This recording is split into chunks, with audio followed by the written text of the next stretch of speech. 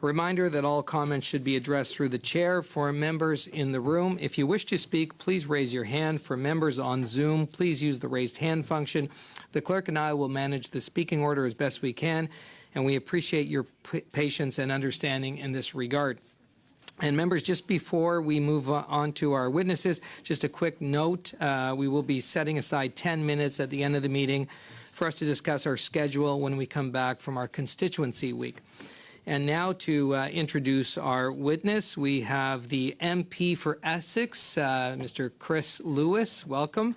And he's the sponsor, author of this piece of legislation. And the floor is yours, MP Lewis, for opening remarks. Well, thank you so much, Mr. Chair. Thank you to each committee member. Certainly an exciting day.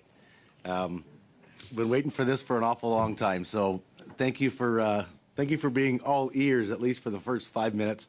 And let me tell you what a strange feeling it is to be on this side of the desk and not on that side of the desk. So yeah, again, extremely excited, Mr. Chair, to study Bill C-241. I just love to call it the Fair Traveling Tradespersons Bill.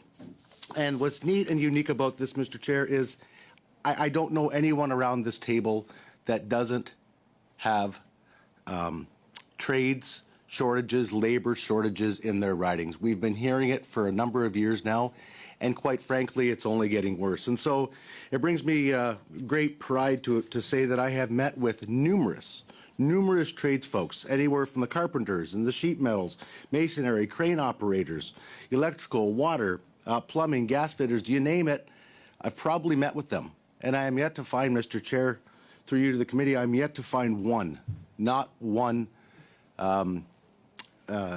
union and or non-unionized group that doesn't completely endorse this private member's bill. And I guess to really simplify it, it's about as simple as if I'm a businessman today and I leave Windsor and I fly to Calgary, I can write off my airplane flight, I can write off my hotel, and I can write off my meals. And there's no cap on how many times I can fly to Calgary to get business done every year. Unfortunately for our union and non-union skilled trades folks, the ones that are expected to travel across Canada to build our roads, to build our bridges, to ensure their electrical grid is solid, to work in our mines for our critical minerals. They can't do that today. And that is the fairest way that we can get them to get moving. And so, Mr. Chair, if we look across Canada, yes, there's a major labor shortage, but we also have folks such as the incredible folks that are down at the International Gordie Howe Bridge, which is that would be the largest bridge and the busiest international bridge in North America when it's completed. And 54% of those folks are not local to the area. They've come in from out of town. And so in 2024 or 2025, depending when the bridge is completed, Mr. Chair, they're going to need a home. And I'm quite certain that there's many projects from coast to coast to coast that these incredibly skilled trades workers could fill those voids, could fill those gaps. It's time to give the skilled trades workers, the skilled trades force, all of the tools, pardon the pun, the tools that they need to travel across the country and build our country and build our infrastructure.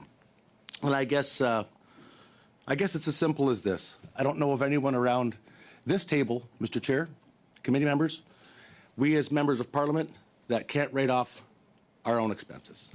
And if it's good enough for the folks around this table, then certainly it's good enough for our trades folks.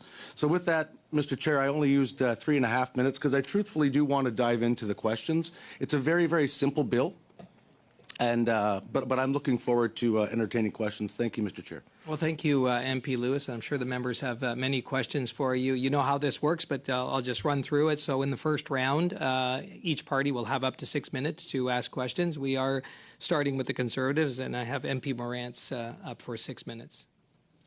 Thank you very much, Mr. Chair, and Chris, thank you very much for bringing forward this important bill. And you've identified a very serious problem, which is that if you own your own business, you can write off your expenses, but if you're a worker, a salaried construction worker, you don't have that same right. But it struck me when I was thinking about your bill that really right now